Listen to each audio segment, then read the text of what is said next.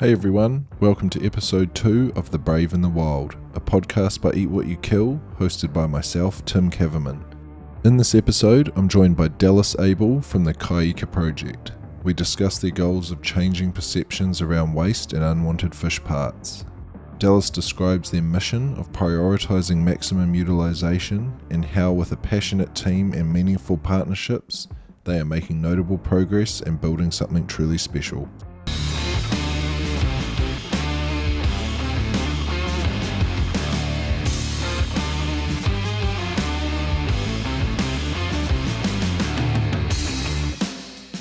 Let's just start with who and what is Kai Ika? Who's behind it? I know you're very connected with Legacy. For anyone actually to frame this conversation, are you in the office? Yes.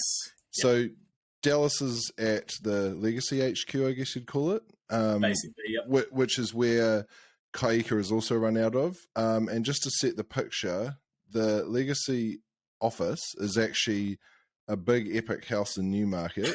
And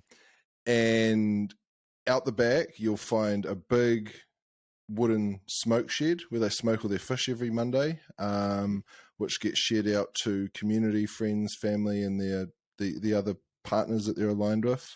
There's filleting tables, there's a vegetable garden, so it's a pretty epic place to go to work every day, in my opinion. Yeah. So yeah, if we start with who is Kai Ika, what do they do, where have they come from, and who are the people behind it, that will give all the listeners sort of a really good idea of the foundation of it all. Yeah, no, sweet. So, Kai Ika, Kai meaning food, Ika meaning fish in Te Reo Māori. It basically means eating fish. And it started in 2016 off the back of a program called Fish Care, run by Legacy.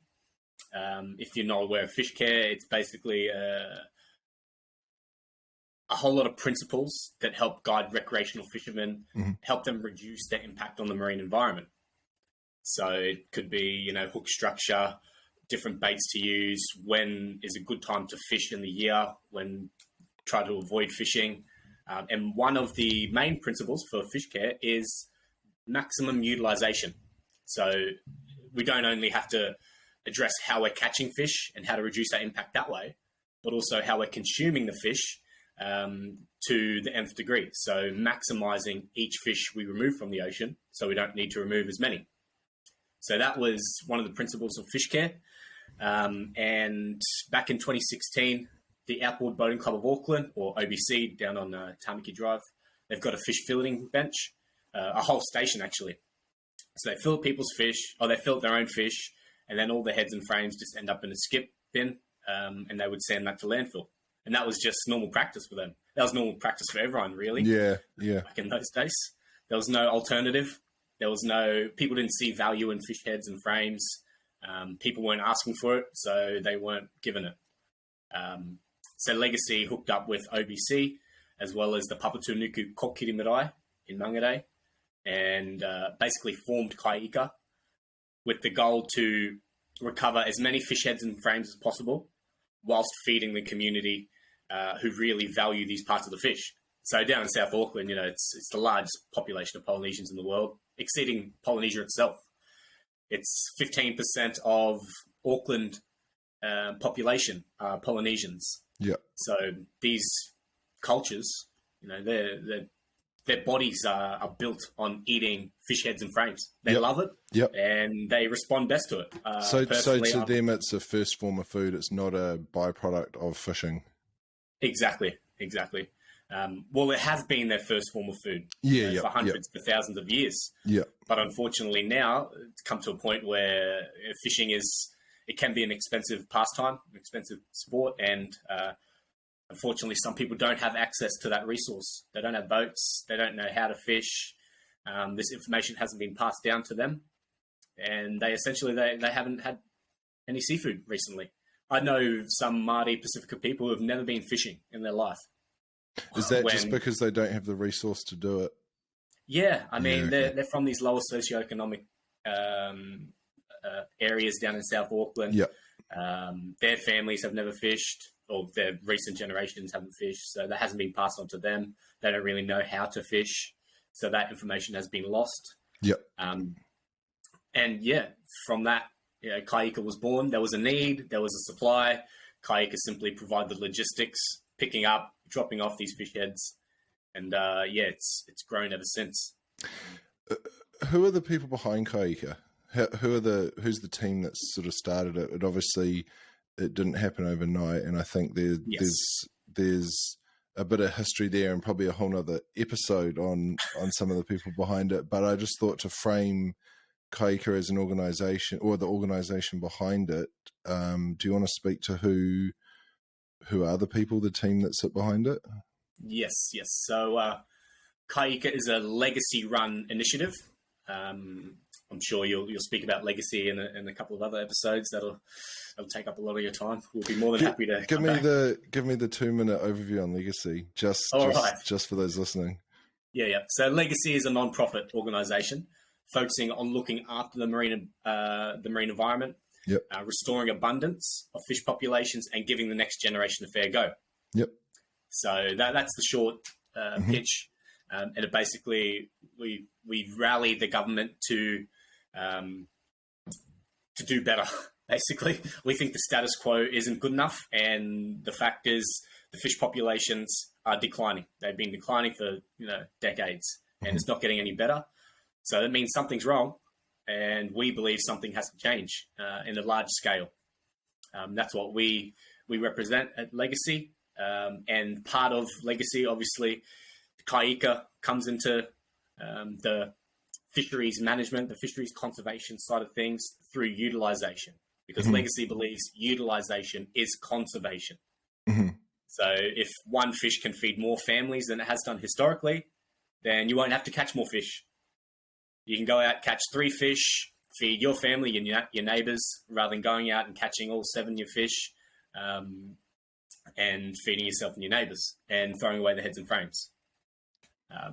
So utilising more of each fish will definitely conserve those populations. So that's a bit of a backstory behind Legacy. Brilliant. That's perfect. And I think we'll get, I'll have a discussion with Sam and focus on Legacy as an organisation and what they do. I just thought it was important to frame where Kai Ika came from and the beliefs and the team behind it.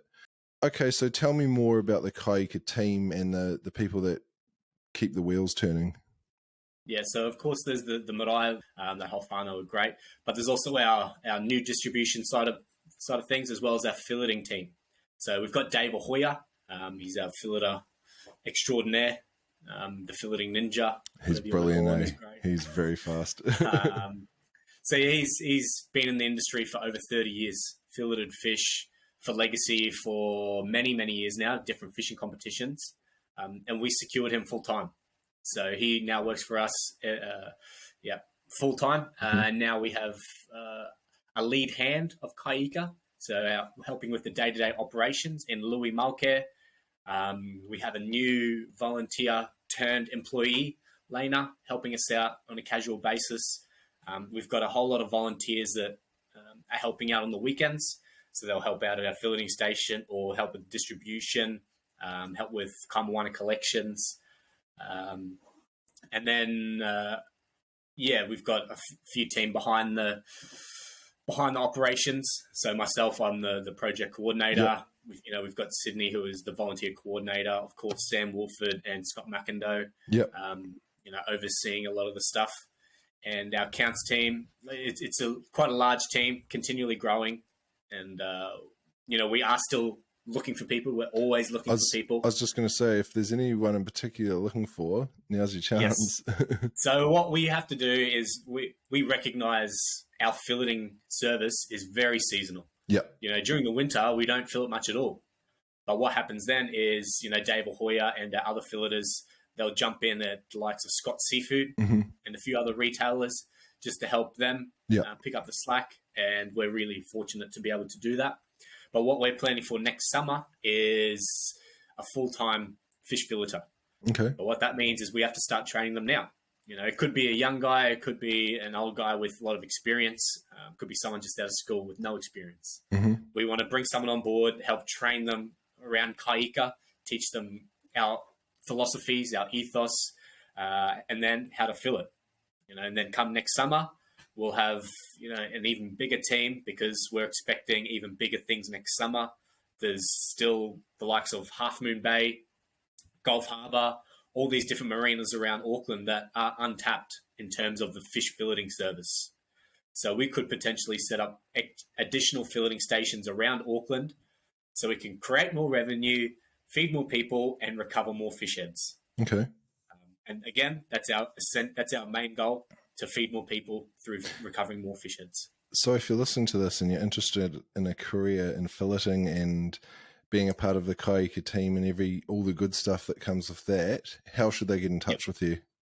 Yep. So jump on the Kai Ika website, kaiika.co.nz, head over to the contact page.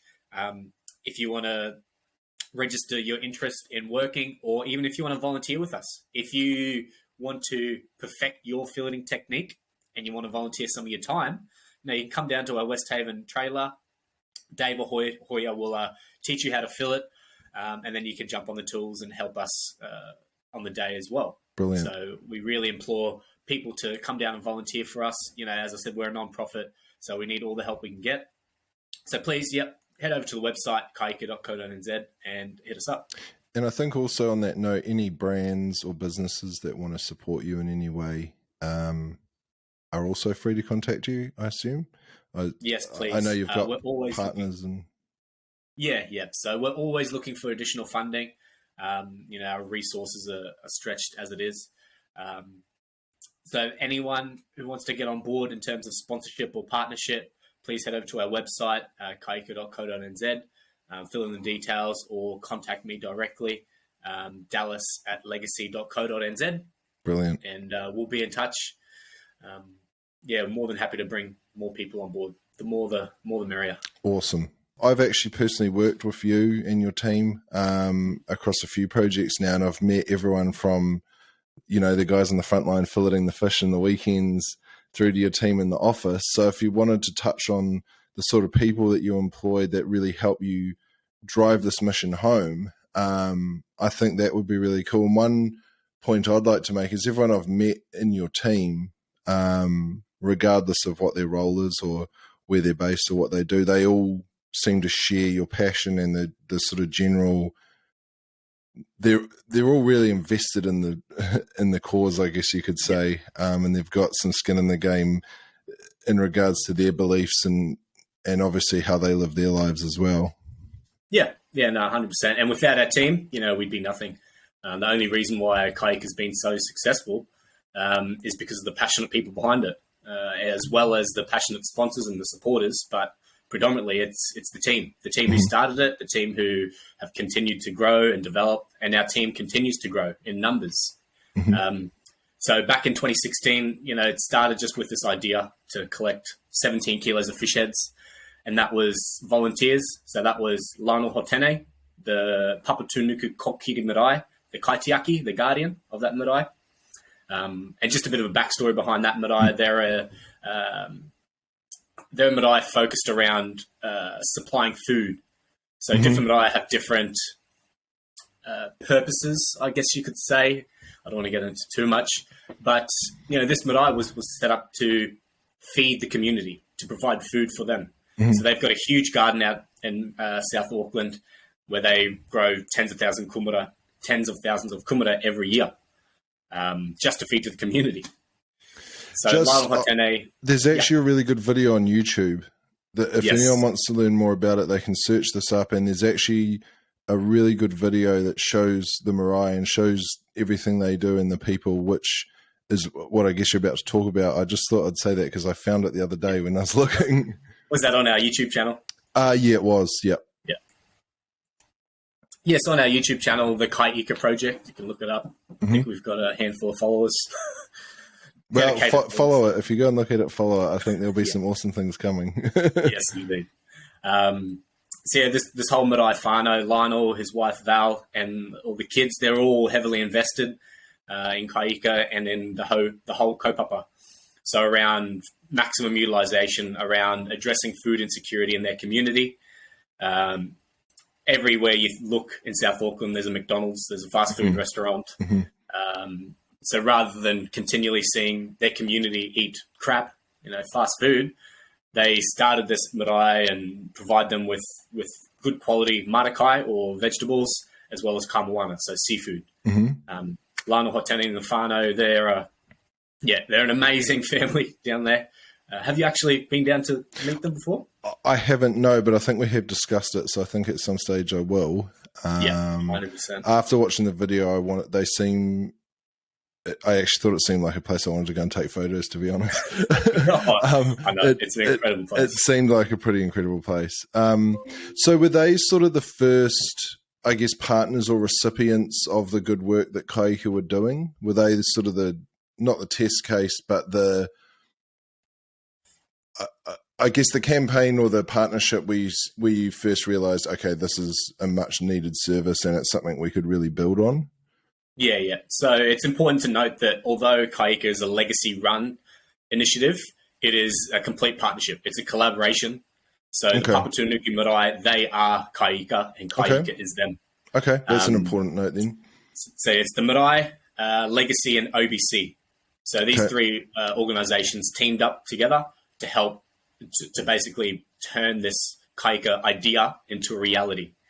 And the marae are still heavily invested. They still do the day-to-day collections and distributions, but they're also in the management role as well. Anything that we do, making decisions, any future plans that we make is run with them. Okay, we all make decisions together, and that's really important. And we're really proud to be able to do that.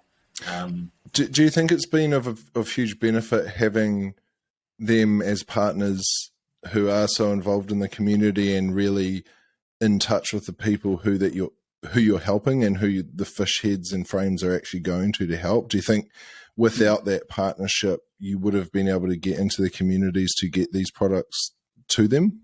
Yeah. So not only are they great at doing the work, they put their head down, do the mahi. They make us authentic. They are there on the ground. They experience it every day. For the past generations, they've experienced this.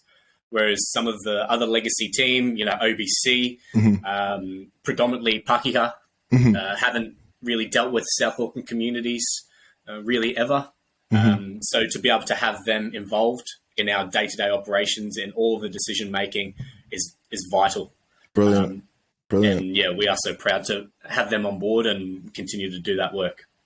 Awesome. So starting back with them and OBC, obviously, who jumped on board, it sounds like pretty much straight away. Where else did you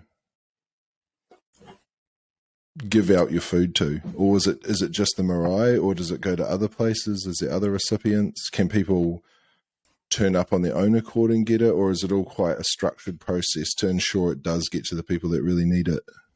It was all quite sporadic at the start. It was all feasibility for the first few years, really. There was no regular collections. It was always sporadic, seasonal as well, because it started off only with recreational fish from OBC. Of course. 2, 3, 4 years. So during winter, people aren't out fishing. So we did find that fluctuation throughout the year. Whereas now we collect from different commercial sources. So from 17 kilos on the first day, we now recover, over 2,000 kilos of fish heads every week from, the likes of Moana, New Zealand, Scott's Seafood, Sanford, Kiwi Fish, Service Foods, all these different places. Now supply us with this kamoana, these fish heads and frames that would otherwise be wasted or turned into low-value fish meal. So because we've increased our ability to collect more and more fish, we want to be able to feed more and more families. And it started off just with the marae, the Papatūānuku marae, distributing through their marae. So people would just come and collect, every few days. We had a few people's phone numbers that were reliable. Send out a text, people would turn up with their countdown bags or, a few containers or even cardboard boxes, whatever they had, just so they could take these fish heads home. And then from that, the marae made these connections with different marae. So there's the Orake marae, Manuriwa marae, there's Hawani Waititi out west.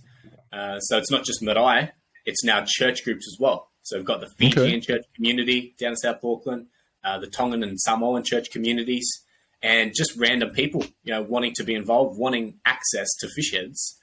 And now what we have is a database of a whole lot of people's phone numbers and email addresses. And when we collect fish heads and when we have a certain amount, we'll go through the list and send out texts basically and tell them, we've got 500 kilos of fish heads available today. Please show up in a couple of hours. And usually within half an hour to an hour, it's gone. Doesn't take long at all. From your first collections at OBC to what you've just described, how long has that been? What was the time period that growth took place in? So it was pretty steady for the first probably probably first 3 years. It was quite steady. Maybe 300-400 kilos a week, and people were happy with that. There was the loyal families, the very reliable, always collecting these fish. And then in 2020, something happened. I think we all know what it is. COVID, the global pandemic. Try not to talk about it too much anymore. Yeah, no, but it's a thing that happened, and it did pretty much stop everything, including fishing. Exactly. And if anything, it probably made life a lot harder for the people that you're trying to help at a time that actually stopped you operating as well. So exactly, it hit us, hard in a few ways. The people who were relying on our seafood, not only did they not have seafood because recreational fishermen couldn't get out on the water, therefore we couldn't provide any of these fish heads, but a lot of them lost their jobs. They didn't know how and if they could put food on the table. These were the fast food workers, airport workers, especially down the South Auckland area with the airport, being so vital in that area. A lot of people just out of work and they had no fish as well. So as we do best, we adapt, and that's how we got involved with commercial fishing companies. That was going to be my next question. Yes. And I don't want to get political, and I don't want to I want to keep focused on Kai Ika, but my one question would be, was it a hard sell to the commercial companies? Did you have to ask them or beg them for the stuff, or were they all for it? Yep, come pick up whatever you need. I think without doubt they saw the value in feeding their community. I think the Moana's processing facility is 10 minutes away from the marae. So you can almost see it. And they basically came on board straight away, started supplying 300 kilos every few days. So we went from 300 kilos on a good week just from OBC to 0, and then to some weeks over 1,000 kilos every week. And that carried through the COVID lockdowns. The commercial companies were obviously still operating in some capacity. They, if anything, you were doing more during that period because of them. Would that be accurate? Yeah, exactly. So because we were an essential service, we continued to operate. We could collect, these fish heads and continue to distribute. And then more recently, in the most recent outbreak, sort of August last year, that was when the demand again spiked, and we all just went hammer and tong. We had to find every single fish head we could find, every seafood retailer in Auckland who may have been discarding their fish heads or sending it to fish meal, and approached every single one of them and told them about our situation. And most of them, I'd say about 75% of them, without hesitation, they came on board. And a few days later, we were collecting 100, 200, 300 kilos of fish heads from them. And that would have been life-saving in some descriptions, in some instances, I guess, during the COVID lockdown, with if their income had been cut off and a big source of food for them, that would have been a major issue. So I think it's almost a testament to sort of the Kiwi communities, including the commercial fishing companies and all the other related businesses that offered up what they would probably usually consider a byproduct to help you guys serve your purpose. Serve your community is probably more accurate. Exactly, and they wanted to serve their community as well. We're a team of 5 million. They could have easily said, bugger off, it's all too bit difficult. But they all came on board, and we're so appreciative of everything they do for us, continue to do, and continue to offer us. So although we've we recover, 2,000 kilos every week. We've estimated that we could recover 5 to 10,000 kilos every week if we had the resources. Yeah. And is that a goal you're going to grow into? 100%. I'm just typing up a big proposal now into our goal for the next sort of 12 months, and that is to increase our collections and distribution. Brilliant. Just because the expressions of interest all around Auckland and around the country, of people wanting this kai moana. As I said, we don't have enough. We never have enough. We've always struggled to source enough food, source enough fish heads, and the hardest thing for us is telling people, no, we don't have any fish heads. We don't want to turn people away, but the reality is it happens. It happens daily, and it's heartbreaking for them and us to actually for us to do that. Yeah, I can imagine that's the other side of the coin when you do run out or it's just not available and you do have to let some people down, which is inevitable in any operation. But, well, if anyone does happen to be listening that's in a position to offer these sort of products, get in touch with Dallas. I'll put all their details, all the links to Kai Ika and Legacy and all the descriptions everywhere this is posted. Please do.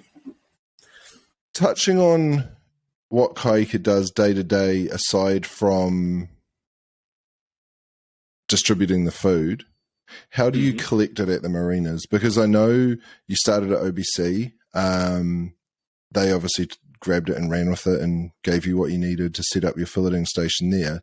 Can you just outline how you actually do it at the marinas and where you are now based and where you might be going in the future? Yeah, so we're still collecting from OBC quite regularly. We've got a huge fridge system there where members will either fillet their fish or have us fillet it for them. And then we separate them into heads, frames, and offal. And then every couple of days we'll go and collect everything from the fridges, clean it out, and then distribute that to the community. So we try to time these collections with all the other commercial collections, so it can just sort of have someone on the road doing these different pickups and then go to work out the distribution side of things. So it's still at OBC, and now our filleting station down at Westhaven, Z Pier. That's been there for over 15 months now. And that just continues to grow, continues to develop. We accept donations of fish heads and frames at Westhaven. So if anybody ever fillets their fish at home out in their boat, please don't throw those fish heads away. Come and drop them off to us. We'll make sure they end up in someone's bellies. Alternatively, if you're not in Auckland or close by, you can jump on freefishheads.co.nz, hook up with someone in your area. That's actually something we'll talk about before we finish this conversation. Okay. So yeah, we're at Westhaven and OBC. We just really wanted to perfect these models first. There is a lot of interest around Auckland and around the rest of the country, for that matter, wanting Kai Ika in their area. But we don't want to overreach. We're struggling as it is. Our resources are stretched. So we want to perfect our Auckland model before we, franchise and start to move outside of Auckland and beyond what we're doing right now. So that's the most important thing. It'd be a pretty meaningful franchise. Massively. And I think, that from what I know about business, you need to get it right first before you try and do that. But I think from my point of view, seeing the Kai Ika brand across social media platforms, it's grown to become sort of synonymous with fishing now in Auckland. Especially if you go to one of these marinas or have a boat base there or go on a charter boat from there, it's become quite a thing to actually visit the Kai Ika stations and put a video up on Instagram of yourself getting your fish done there. It's become quite a trendy thing to do almost, and that sounds maybe not quite correct, but it's becoming a bit of a household name, which I think is brilliant. And to see the amount of fish and the amount of fish bins that you fill up there on a busy day is just phenomenal, especially when I guess you've got the charter boats coming in. Exactly. So, yeah, we're pretty lucky in Auckland. Westhaven Marina's, I think, the largest marina in the Southern Hemisphere. Okay. All the charter operators there, they're probably 70 to 80% of our filleting income. So they're all really behind it as well? Yeah, yep. So some of them have their own filleters on board, Yeah. but the rest of Yep. them, they want to contribute to us, and Yep. we really value that. We appreciate that. But yeah, I guess why Kai Ika is synonymous with fishing, which we're so proud of, is because it's a feel good thing for people. You know, Yep. especially if people bring their fish to us to get filleted. The odd person will just think, "Oh, what a cool service." But then when you look in a little bit deeper, our fish filleting not only lets you avoid filleting your fish. We've got expert filleters there who have been doing it for tens of years, for decades. But every dollar that we generate is invested straight back into the project to allow us to recover more fish. As I said, our resources are stretched. So our fish filleting is our primary source of fundraising. So the people that visit the stations pay to get their fish processed, and then you retain the parts they don't want to take, which go to the community, and the money they've paid you to process their fish goes straight back into doing more of all that stuff. Exactly. So it's a win-win-win for everyone. You know, it's a win for the person with the fish. They don't have to worry about stuffing up their fillet, making a mess. I've seen how fast your filleters work, and it is Dave Hoyer. Yeah, puts his hands. It is. I actually followed him on Instagram the other day. It is actually mind blowing how fast he fillets a snapper. Jump on his Instagram page. I think his handle's Dave Ahoya, Ahoya. So as I said, it's a threefold. People don't fillet their fish. We raise some funds because we charge people a small fee, and we get every single head that comes through. So all those fish heads and frames, we consolidate at the end of the day. We drop off to different Marae, different church groups. So that is a big part of our distribution side of things, is allocating fish as well. Yep. So going through our different recipients and making sure we don't overfavor one particular person or community group. You know, we want to share the fish heads around. But on top of that, you know, if you want your fish filleted and you want your fish head, perfect. All we want to do is make sure people are eating fish heads, whether we collect them and distribute them or whether you eat them or share them with your neighbor. It doesn't matter. What success for us looks like is having this done intrinsically, you know, having it totally organic, seeing seafood retailers, Sanford, Scott Seafood, selling fish heads, the frames, the roe, the offal, the wings, and making us redundant. We are totally fine with that because our main goal is maximum utilization. So as long as that's happening, you know, we're really successful. Brilliant. Yeah. Do those commercial companies sell all those bits now, or is that we are seeing a bit of a shift. You know, the big ones are they're selling fish heads and frames, and you know they're not cheap, $5-6 a kilo. Yeah, okay. Heads and wings, which is good value. It's amazing how much meat you get out of them as well, though. It's like coming to visit where you are now, for example, the amount of meat you pull out of a tray of smoked fish heads is actually like there's a fair few good meals there. Actually, a lot of good meals there. I think one or two, probably one fish head and wing. You know, that's a whole meal. Yes, yeah, and that's something I think that's probably a shift in people's perception that is something that will be learned over time. That actually, if you're firing up the smoke anyway, put the head in. Yeah, I think most people know the wings are really good smoked. True. But I think what you're doing will teach people that A, they can either donate it or B, use it themselves. Yeah. I mean, there's a lot of good meat there, so there's quantity, but there's also quality. You know, it's some of the best parts of the fish are in and around the head. Obviously, the wings. People are on board with the wings now, which is great.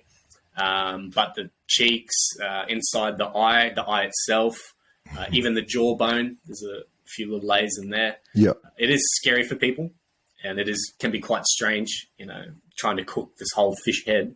Yeah, but if you do it, you know, you try it. We've got some recipes on our website, kaiika.co.nz. I was just going to touch on the fish pie we made. Yes, the fish pie is amazing. And that was my last visit to the Legacy offices, actually. It was, yes. And that was meat solely from heads and wings.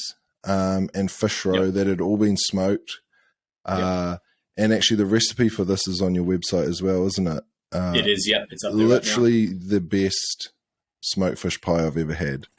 And I've made a few now. So give that a go. The fish roe in it was brilliant. I've never even thought of doing that. No, those actually gold. The fish roe is something I had never been that interested in, but it is actually amazing smoked. It really is. Especially, how did we have it on Vogels with a red onion and some pepper. It was bloody good. Yeah. So if you find a fish with some roe in it, smoke it and eat it. 100%. You can do a lot of things with the roe. You can even just fry it up in your pan. You know, if you don't have a smoker, it's fine. It explodes though if you fry it too hot, I've noticed. Does it? So you need to do it a bit lower and slower, or it can, like a scallop roe does. Pop. This is probably a good segue to the next question I had for you, which is, you as an organization and even talking to your team mention maximum utilization a lot. What does that mean to you guys, and how does that, obviously it's obvious how it fits into Kai Ika, but how do you guys use that as sort of a guiding light for your missions and everything you do? Yes, so as I said before, in terms of fisheries management, you know, there is that utilization is conservation. But, you know, beyond that, we can't just tell people to use your fish heads. You know, people don't know how. So we're using our experiences, our platform, our achievements to provide an educational program, I guess. You know, we want to educate people on how they can use their fish heads. You know, we want to change people's attitudes, expectations, and behaviors when they approach a whole fish or different parts of the fish. So we're using our social media platforms, our website, our relationships with New Zealand Fishing News, the magazine, to provide different recipes, different how-to videos. So we've been working with Victory Knives closely. They're our new partner. Gareth's an awesome dude. He's helped me out a lot. Gareth. Shout out to Gareth. We have a new Kai Ika branded knife set, which is the ultimate processing knife set for any fisherman. If you're a real fisherman, you need this knife set. You jump on the Victory Knives website or come down to our West Haven trailer. We're selling them down there now. It's everything that we've used for the past few years and everything we use every day. Our lead filleter, Dave Hoyer, uses every one of those knives, and he has hand-selected them. And the good thing about when you purchase one of these knife sets is every dollar that is made on that knife set, 100% of the profits are donated to us. Nice. So it's extremely generous. Gareth and the team at Victory Knives, we're so pleased for them to come on board. And because of that, we've been able to recover more fish than ever because of that investment. So, and I think it's just another testament to building a team of like-minded people, right? With similar interests and similar goals and similar mindsets. Gareth had the same vision as us. Yeah. Very long.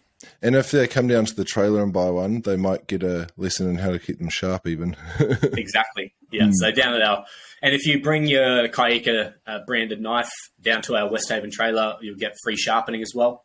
Nice. We've got a commercial knife sharpening service now with the Catra i100. You can bring it down.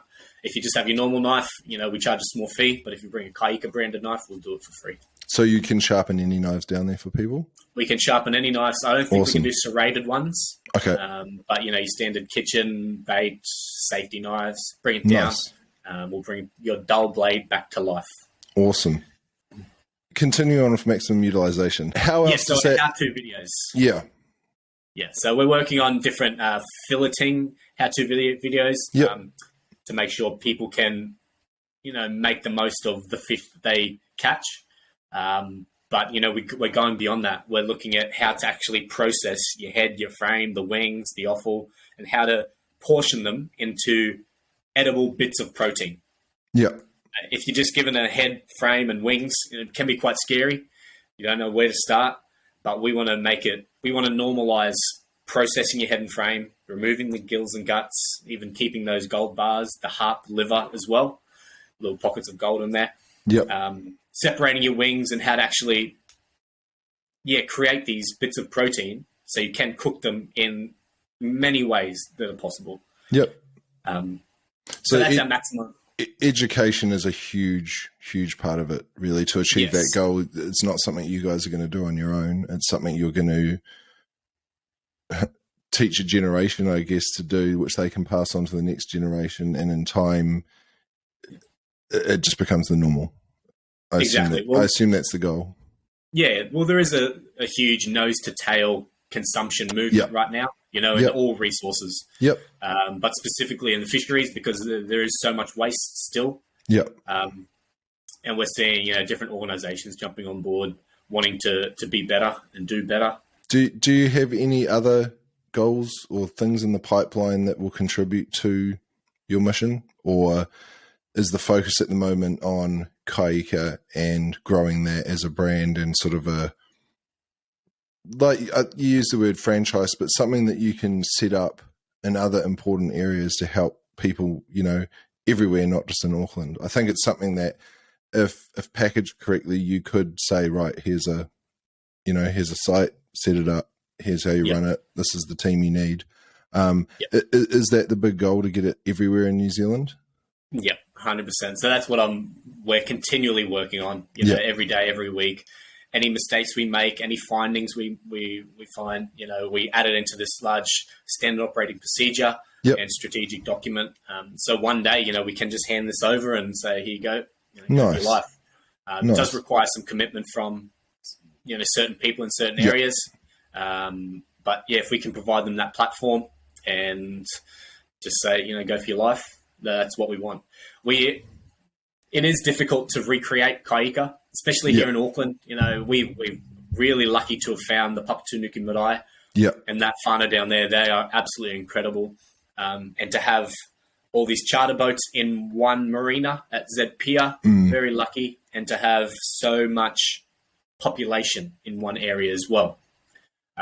So it's almost naive to think we can recreate exactly what Kai Ika is around the country, but we can do versions of it. It doesn't have to be exactly what we're doing here. In Wellington, it's just so windy down there. It's almost not possible to set up a filling station. Maybe short term, long term it may be. But short term, there's no reason why people can't start collecting from fish retailers, seafood stores, any fish heads and frames that are in their fish bins that would otherwise go to landfill or end up in fish meal. There's no reason why that can't be collected and shared with the community. And that's all over the country. So we can provide these different areas, different forms of Kai Ika as well. Okay. So that's what we're looking into as well. I guess that it will need to be quite fluid based on the environment, the location, and like you say, the Auckland one and the two sites in Auckland have been so successful and continue to be because of the people you've connected with who have gotten behind it, and because of the fishing population in Auckland exactly. And the marinas where you've set them up. But it's awesome to know that you consider it an initiative that could be implemented anywhere with some tweaks based on that location. 100%. I think you'll find in most locations people that will get behind it. It's just, I understand there's logistics to that. It's not as easy to just say, "I'll go and open it down there." Yeah, exactly. So it's about adapting Kai Ika to suit the environment, essentially. Nice. Tell me about the Free Fish Heads project. Yes, so Free Fish Heads started by Matt Watson a while back now. I'm sure everybody's aware of it if you follow Matt. He's been a long-time supporter of Legacy and now Kai Ika. Brilliant. He's a super busy man. He's flat out all the time making new episodes. So he's sort of passed Free Fish Heads over to Kai Ika. He wants to remain as an ambassador and be involved heavily. But the day-to-day runnings of Free Fish Heads, the app and the website, is now over to Kai Ika and Legacy. So we do see Free Fish Heads currently as the nationwide Kai Ika. Okay. So it facilitates peer-to-peer donations of fish heads. If you're not in Auckland and you can't stop by our trailer to donate your fish heads, or if you want fish heads and you don't have our you can't pop past the marae down in South Auckland, you jump on this website or download the app on your phone, and basically find someone close by. If you have 5 fish heads and frames at home after filleting your fish, just jump on this website or on the app, take a picture of what you've got, or just write a short description, scroll through the different people in your area, send them a quick message, and usually someone will be on your doorstep pretty quick. That's awesome. Or alternatively, you could meet them at a boat ramp or at a neutral location as well. So it's an app and a website? It's an app and a website, freefishheads.co.nz. Yep. We're currently working on the app to revamp it, to iron out some kinks. But right now, it's still good. It's basically Tinder for fish head lovers here in New Zealand. And also for anyone who's listening or who has seen the Kai Ika Project who wants it in their area or wants to be part of it, this literally is the way to do it, which they can do right now by going on the website. Exactly. And it saves you having to chuck it in your bin. It saves you, if you don't want them, give them to someone who do want them. And as long as it's used in some way, even if you get super desperate, please don't throw it in the bin. Bury it in your garden. Dig a big hole over a foot deep, chuck it in the ground, cover it with soil, and plant your favorite cucumber or tomato on top. And you'll have a pretty good crop.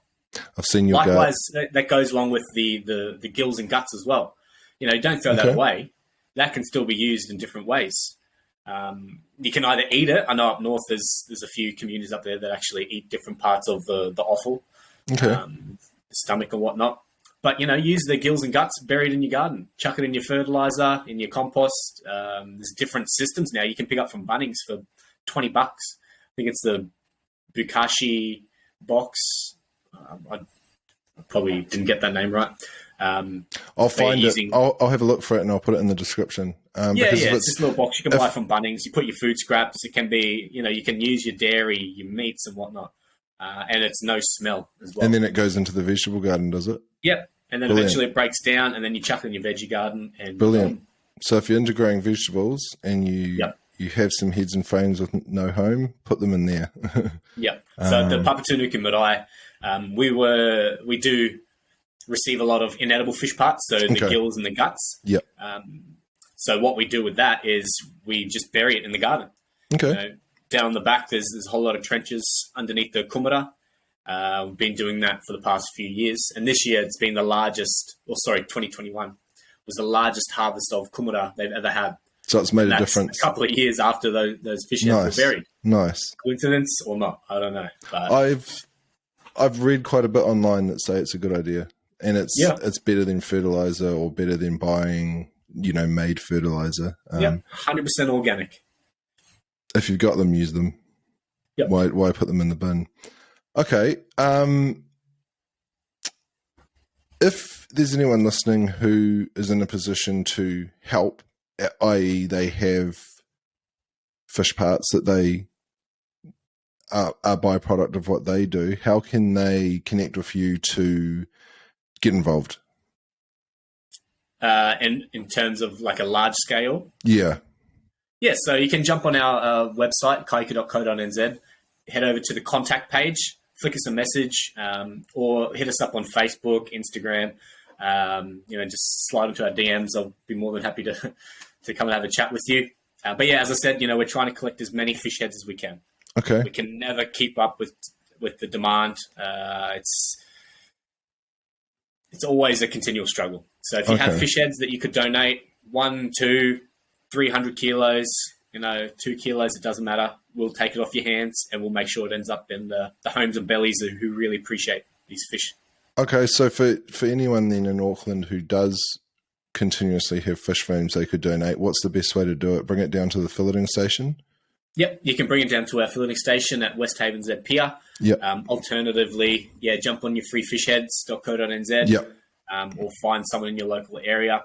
But we'll start collecting from West Haven this year, and we're going to do a large push for that through social media. We just ask that you please look after your heads and frames as if it was, your fillets, as if it was your whole fish. And what's the best way to do that? Keep it chilled, keep it clean? 100%. Okay. So the exact same as when you're out fishing. Ice slurry, 2 parts salt ice to 1 part water. Yep. Keep it on ice after you fillet it as well. Keep it whole. If you want to remove your gills and guts, that's perfect. Chuck them in your garden and then bring down your head frame and wing intact. But please don't bring us anything inedible. Nothing rotten, nothing stinky. We're not a waste disposal service. We're a food distribution service. Brilliant. Yeah. Okay. And finally, my final question. Yes. What is your favourite recipe to use fish heads and wings and all wings? Probably the wings. Southern fried snapper wings. Nice. Definitely the best. And do you deep fry them or air fry them or bake them? Yeah, just shallow fry them, to be honest. I don't deep fry them. Just a bit of oil. Sometimes I keep it simple. Flour, paprika, just a light covering of that. But then other times I'll go all out, get your buttermilk out and so actually treat it like fried chicken. Nice. Nice. Treat it like fried chicken and it tastes so much better. It's much healthier. And you'll be doing fish, paying them good respect through utilising more of the fish. Awesome. That sounds bloody good. It is. All right. Well, thank you so much for the chat, Dallas. Thanks for all the information. And I will, like I say in the description, put all the links to Kai Ika, to Legacy if you want to learn more about them. I will have Sam from Legacy on for an episode to learn more about that side of the organisation. And I'm looking forward to seeing Kai Ika grow. I took some photos for you a while ago, and I think I see myself taking a lot more photos in more locations in the future as you do grow. So I'm excited to see, and I think the more people that hear about it and learn about your goals and value, the more people will get behind it. And like you said, for anyone anywhere in the country, if you do want to be involved, use the Fish Heads app and website. Yeah. Thank you very much for this opportunity. Really good to talk to you, Tim. Look forward to the next photo shoot, and maybe we'll make a different recipe this time. Brilliant. Nice. Yes, check out the smoked fish pie recipe on the Kai Ika website. It's bloody brilliant. Cheers, mate. Awesome. Thanks, man. Thank you for listening to this episode of The Brave and the Wild. I hope you enjoyed my discussion with Dallas. Check out the links in the description to learn more about the awesome work Kai Ika and their team are doing. In the next episode, I chat with Dave Perry, also known as the Flannelette Hunter. Together we delve into life, hunting and mental health. I look forward to this one, so stay tuned. The Brave and the Wild is a podcast by Eat What You Kill. To learn more about both projects, please visit eatwhatyoukill.co. To watch more episodes, search the Brave and the Wild podcast on YouTube or listen along on your favourite audio platform. Thanks again, and I'll see you on the next episode.